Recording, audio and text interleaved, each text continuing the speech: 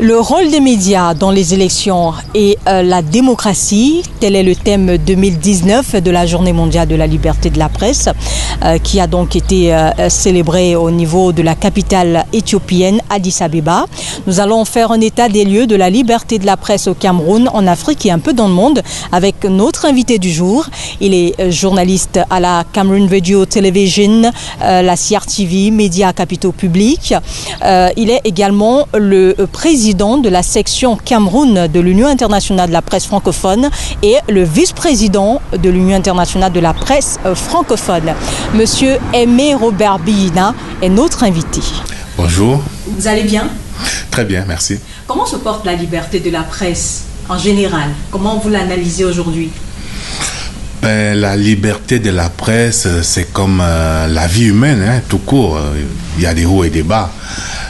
Si vous voulez, à l'échelle internationale, il y a eu beaucoup d'avancées. Il y a également quelques zones de grande préoccupation. Les reculs de la liberté de la presse vont toujours avec les reculs de la démocratie, parce que la liberté de la presse va elle-même avec l'avancée de la démocratie. Donc, il faut toujours lire la liberté de la presse à l'aune des avancées démocratiques des États. Donc, si vous voulez savoir comment va la liberté de la presse, il faut interroger quel est l'état de la démocratie dans le monde, en Afrique et dans nos pays, et vous aurez la réponse. D'accord. Parlons d'abord du Cameroun, le pays dans lequel nous nous trouvons. Reporters sans frontières a sorti son classement 2019 et le pays a perdu 2 places, de la 129e à la 131e place.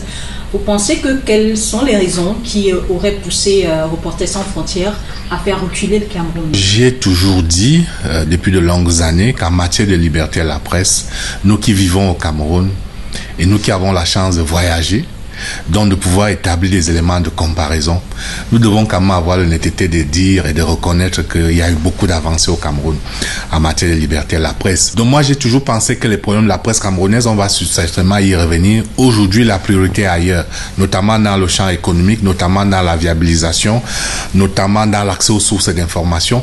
Mais en termes de liberté en tant que telle, si on regarde quand même un certain nombre d'indicateurs, plus de 500 journaux, plus d'une centaine de radios, plus d'une soixantaine de chaînes de télévision, avec quand même une liberté de ton parfois ahurissante. Ce n'est pas toujours le cas dans un certain nombre de pays africains du même niveau de développement. Nous, vu d'ici, le président de la section camerounaise de l'Union internationale de la presse francophone que je suis ne peut pas s'aligner sur un classement qui fait absolument du Cameroun un pays liberticide en termes de liberté de la presse, mais la presse camerounaise a des problèmes et si vous le voulez bien, on va revenir sur ces problèmes qui me paraissent plus urgents, plus importants. Il y a certains journalistes qui sont passés par la case de prison au Cameroun dernièrement, notamment le cas le plus médiatisé de Mimi Mefo, qui a été menotté et incarcéré à la prison centrale de Nioubel à Douala. Êtes-vous personnellement, la dépénalisation de la presse au Cameroun et en Afrique? Moi, je vais vous dire, je l'ai dit à l'entame de notre échange, la liberté de la presse, c'est un étalon de la démocratie. On juge un pays, on juge l'avancée démocratique d'un pays, entre autres, à l'état de sa presse en termes de liberté. Donc, un pays qui est démocratique ne met pas ses journalistes en prison. Et le Cameroun a l'ambition d'être un pays démocratique. Le reste va de soi. Un pays démocratique ne met pas ses journalistes en prison. Donc si le Cameroun est un pays démocratique, il n'a pas à mettre ses journalistes en prison. Ça, c'est ce que nous pensons à l'UPF Cameroun. Maintenant, quand on a dit cela, cela ne fait pas des journalistes des super citoyens. Hein? Les journalistes doivent savoir qu'ils doivent respecter les lois et règlements de la République. Même si on part du postulat que une démocratie ne met pas ses journalistes en prison. Donc, il ne faut pas aussi que les journalistes jouent aux héros, aux oraux, à ceux qui vont refaire le monde, y compris en foulant les lois et règlements de la République, dont nous appelons à la responsabilité sociale du journaliste. Donc, vous êtes pour la loi antiterroriste qui a été votée en 2014 au Cameroun? Non, qui ne définit pas clairement la notion de terrorisme. Je n'ai pas à être pour ou contre une loi qui a été votée par le Parlement de notre pays, qui a été promulguée par le chef de l'État. Encore que, depuis que cette loi a été promulguée, je vois les journalistes agir, écrire, commenter toutes ces activités-là sans que il leur arrive absolument malheur. Donc, de mon point de vue, la loi antiterrorisme n'est pas une spécificité camerounaise. Un certain nombre de pays ont adopté ce dispositif parce qu'on vit aujourd'hui dans un monde dangereux. Le terrorisme frappe partout et c'est davantage. Elle porte bien son nom. Elle est dirigée contre le terrorisme. Cette loi, à ce que je sache, elle n'est pas dirigée contre les journalistes. Est-ce que maintenant, un certain nombre de personnes vont aller récupérer des éléments de cette loi pour traquer les journalistes? Alors, s'il y a cette instrumentalisation de la loi, évidemment, on va le condamner. Parce que la loi doit être impersonnelle. La loi, elle est destinée davantage à bien porter son nom, à lutter contre le terrorisme. Elle ne saurait être une loi pour liberticide, pour étouffer la liberté de la presse. Je dis et je redis qu'un pays démocratique ne met pas ses journalistes en prison. Évidemment, il faut que les journalistes fassent preuve de responsabilité parce que on n'a qu'un seul pays, au risque de citer un grand contemporain, on n'a qu'une seule patrie.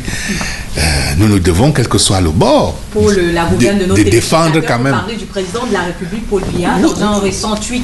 Oui, on se doit quand même de défendre cette patrie, parce qu'évidemment, si cette patrie brûle, où est-ce que nous allons exercer ce journalisme?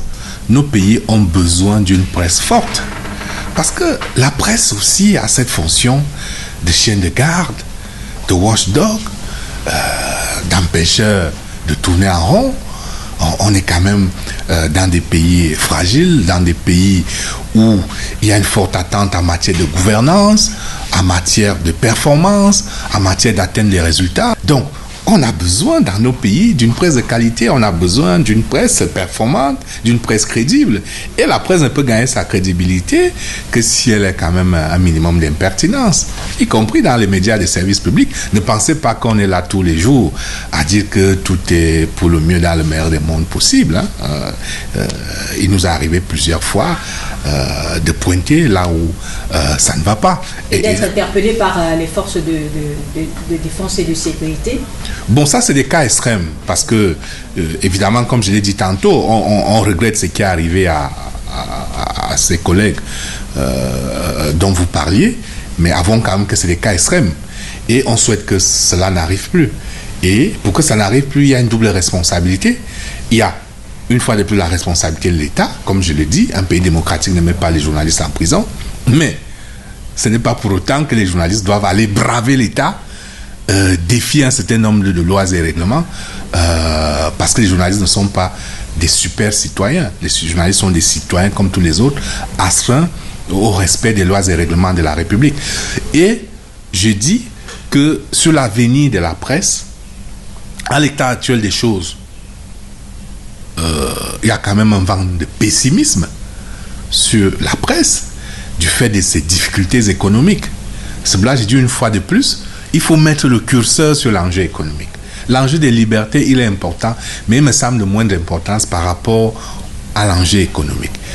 Parce que l'enjeu économique détermine tout le reste. Si on a des entreprises de presse viables qui peuvent payer des journalistes, qui peuvent donc recruter des journalistes de qualité, parce qu'un journaliste de qualité a un certain prix, et qui peuvent donc faire des journaux de qualité, ces journaux de qualité seront difficilement attaquables, même lorsqu'ils vont s'aventurer dans des champs complexes, sensibles pour les politiques. Parce que parfois également, tout est dans la maturité ou la compétence de certains journalistes qui peuvent manipuler des dossiers explosifs et non pas toujours la maestria, le recul, la maturité nécessaire pour manipuler ces concepts-là. Donc pour moi, l'enjeu est économique. Il faut sauver la presse camerounaise, il faut sauver la presse africaine parce que ces problèmes-là se posent globalement dans un certain nombre de pays africains avec la poussée du numérique. Il y a même un auteur qui a signé un livre célèbre, La fin des journaux. les journalistes camerounais et africains rencontrent un certain nombre de problèmes, notamment de mauvaises conditions de travail. Ils sont sous-payés pour la plupart. Vous avez parlé tout à l'heure de l'autocensure. Ils évoluent dans des environnements précaires, on peut le dire. Qu'est-ce que l'Union de la presse francophone fait, par exemple, pour pousser les gouvernements à respecter les conventions professionnelles? Voilà effectivement les problèmes majeurs de la presse aujourd'hui. Je le disais tantôt, la lucarne de la liberté de la presse, elle est importante, mais elle nous éloigne des vrais enjeux aujourd'hui, qui sont notamment le statut, donc la viabilité des entreprises de presse, cette précarité qui fragilise les entreprises de presse, qui fragilise les journalistes et les rend donc vulnérables, et qui fait le lit des dérives, des atteintes à l'éthique et à la déontologie. Tout cela est lié. Donc, c'est un axe sur lequel il faut absolument intervenir, et nous ne nous lassons pas de le répéter. On va le redire à l'occasion du 3 mai 2019, Urbi et Orbi, que l'État a le devoir d'investir, de mettre en place des mécanismes, que ce soit fiscaux, des incitations fiscales, des subventions, un dispositif qui oblige, qui généralise par exemple les abonnements de toutes les institutions, de toutes les administrations publiques. Imaginez si toutes les régions, toutes les préfectures, toutes les sous-préfectures, toutes les universités, tous les ministères, toutes les sociétés d'État, toutes les institutions publiques, parapubliques, étatiques, si on leur demandait, si le gouvernement leur demandait de souscrire des abonnements auprès de tous ces journaux qui comptent, vous imaginez ce que ça ferait en termes de tirage pour ces journaux, parce qu'aujourd'hui en presse écrite, on en est un tirage famélique de 2000-3000 exemplaires jour. Mais imaginez si on instruit toutes ces administrations de prendre des abonnements à toutes nos universités d'État. Voilà les leviers sur lesquels l'État peut agir. Ça se fait dans d'autres pays. L'État peut agir sur la fiscalité. Donc l'État peut mobiliser un certain nombre de leviers qui peut donc permettre que les entreprises de presse soient viables et puissent donc servir des salaires décents aux journalistes et créer un effet multiplicateur, parce qu'un journaliste bien payé peut employer une femme de ménage, un chauffeur, hein, ça crée l'effet multiplicateur en termes de création d'emploi, et surtout il est moins exposé au problème d'éthique et de déontologie, parce que lorsqu'il fait 3 mois, 6 mois, comme c'est le cas dans certains journaux, sans salaire, il va se mettre dans le système de survie, il va multiplier des stratégies de survie et qui ouvrent la voie, un boulevard aux atteintes à l'éthique et à la déontologie. Comment payer bien ces journalistes quand on n'a pas de rentrée publicitaire? Parce que déjà les médias publics en Afrique ont une certaine redevance audiovisuelle. Il y a certaines subventions données à la presse que certains appellent aides, qui ne sont pas vraiment des subventions. Et les annonceurs s'autocensurent en se sentant obligés d'aller communiquer dans les médias publics. Comment payer bien ces journalistes? C'est d'abord un don, en faisant des journaux de qualité, pour que malgré tout, on puisse se distinguer, pour capter le minimum de manne publicitaire qu'il y a. Ensuite, il faut que l'État fasse son homework. L'État que j'ai interpellé tout à l'heure, en imitant ce qui se fait ailleurs, en obligeant au besoin un certain nombre d'administrations à souscrire des abonnements. On sait que dans l'économie des médias, les médias, la presse écrite notamment, ne vit même pas principalement des ventes. Elle vit d'abord des abonnements. Les ventes et la publicité viennent ensuite. Donc, je le dis une fois de plus, imaginez que toutes les régions du Cameroun, les 10 régions, les 10 gouverneurs, bientôt on va mettre en place les régions, dont les présidents de conseils régionaux, les 360 maires du Cameroun, les universités d'État, les ministères, les sociétés d'État. Si toutes ces institutions ont des abonnements, vous voyez comment le tirage va exploser. Ça fait partie de votre plaidoyer? C'est l'un des axes de notre plaidoyer. Parlons des nouveaux médias Facebook, Twitter et d'autres, WhatsApp notamment, qui sont jetés souvent en pâture parce qu'il y a un avènement de nouveaux journalistes, un nouveau type de journalistes. Que pensez-vous de ces nouveaux médias-là? Ces nouveaux médias, ces nouveaux médias nous ont plongé dans un nouveau monde où on est entré avec beaucoup de fascination et un nouveau monde qui rétrécit donc aussi le champ de l'ancien monde, celui des médias traditionnels. On ne peut plus rien sans ces nouveaux médias, d'ailleurs, qui nous amènent, nous, des médias traditionnels, à nous repositionner. On ne peut plus continuer à faire l'information aujourd'hui comme on la faisait hier. Ou, par exemple, pour parler de la télévision, tout le monde attendait le 20h30 pour voir en prime time l'information du jour. Maintenant, en 30 secondes, il y a eu les événements d'Obala il y a quelques jours. Quelques minutes après, tout le monde avait les premières vidéos sur son smartphone. Donc, à partir de là, les médias traditionnels ont perdu le monopole dans la diffusion de l'information. Mais ces médias se complètent. Parce que le média traditionnel garde quand même, je vais dire, le monopole du recoupement de la vérification, parce que malheureusement aussi il y a une dérive avec les réseaux sociaux, où donc même les fake news sont dupliquées, diffusées à l'infini, avec malheureusement la règle des 3V, une grande vitesse,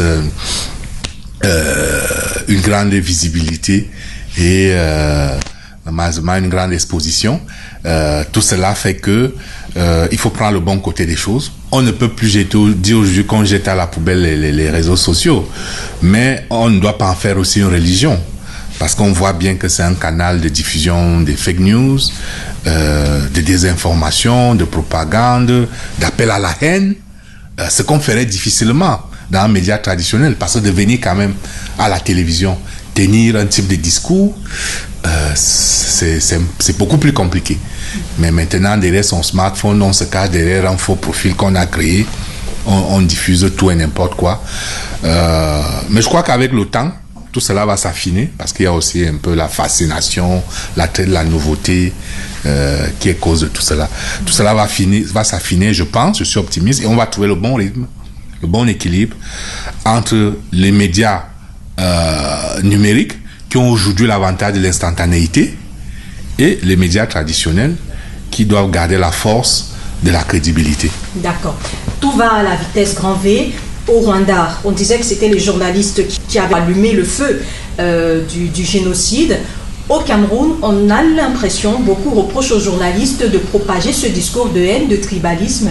Comment est-ce que les médias classiques peuvent lutter contre cette autre forme de journalisme qui prend de l'ampleur? Oui, les médias classiques, absolument, comme je le disais, comme nous n'avons qu'une seule patrie, les médias classiques doivent jouer leur rôle avec beaucoup de responsabilités.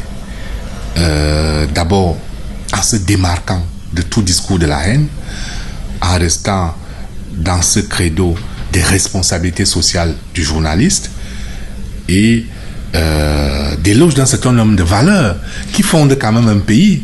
Le vivre ensemble, la paix, l'unité. Sans ces valeurs, aucun pays ne peut se construire. Même le journalisme, on ne va pas le faire pour des fantômes. On ne va pas le faire pour des fantômes. On le fait pour des citoyens. Donc on a besoin que notre société soit féconde, que notre pays, notre nation vive sur ses valeurs, sur ses richesses, sur sa diversité, qui doit également fonder son unité. Donc nous, à l'UPF, nous nous démarquons totalement de tout discours de haine. Nous ne faisons pas que nous démarquer, nous condamnons fermement tout discours de haine et nous appelons à une pratique professionnelle qui fait preuve de toute la responsabilité sociale qui sied à un journaliste en temps de conflit. On peut donner l'information sans appeler à la haine, sans appeler à la vindicte, sans vouloir mettre le feu. On se rend compte que les journalistes, en période électorale, on peut les cataloguer dans deux camps. Ceux qui sont pour le président sortant et ceux qui sont pour un candidat de l'opposition. Est-ce que le bon journaliste devrait rester neutre? Est-ce impossible à un journaliste de ne pas choisir de camp pendant une période électorale ou pendant une crise. Les puristes vous diront que les philosophes vous diront que la neutralité n'existe pas, qu'on est pour ou on est contre.